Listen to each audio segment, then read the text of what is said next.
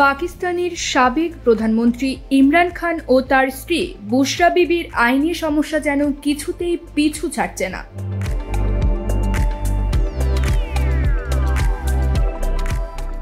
শনিবার ইদ্যুৎ মামলায় তাদের খালাস দেন দেশটির নিম্ন আদালত, কিন্তু তাদের এই আনন্দ দীর্ঘক্ষণ থাকেনি।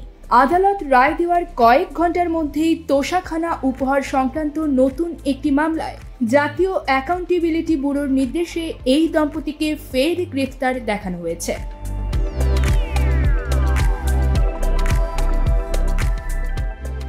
এর আগে ইসলামাবাদের অতিরিক্ত জেলা ও দায়রা জজ আদালতের বিচারক আফজাল মাজুকা শনিবার মামলা থেকে খালাস দেওয়ার জন্য ইমরান খান দম্পতির আবেদন গ্রহণ করেন। মামলা থেকে খালাস পাওয়ার পর ধারণা করা হচ্ছিল ইমরান খান ও তার স্ত্রীর কারাগার থেকে মুক্তি পাওয়ার পথে আর কোনো বাধা নেই, কিন্তু পাকিস্তান তেহরিক ইনসাফ পার্টি বা পিটিআই দলের মুখপাত্র আহমেদ জানজুয়া বলছেন তারা দুজন এখনও কারাগারে থাকবেন।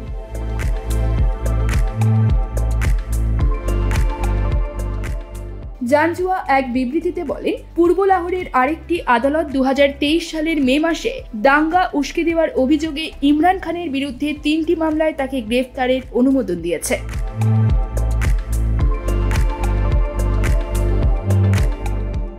এটি মূলত অবৈধ কারাবাস দীর্ঘায়িত করার একটি কৌশল। জানজুয়ার এই বিবৃতির পরই তোষাখানা উপহার সংক্রান্ত মামলায় গ্রেফতার দেখানো হলো ইমরান খান ও তার স্ত্রীকে, তাই সহসাই মিলছে না তাদের কারামুক্তি। News desk, UKBD Times.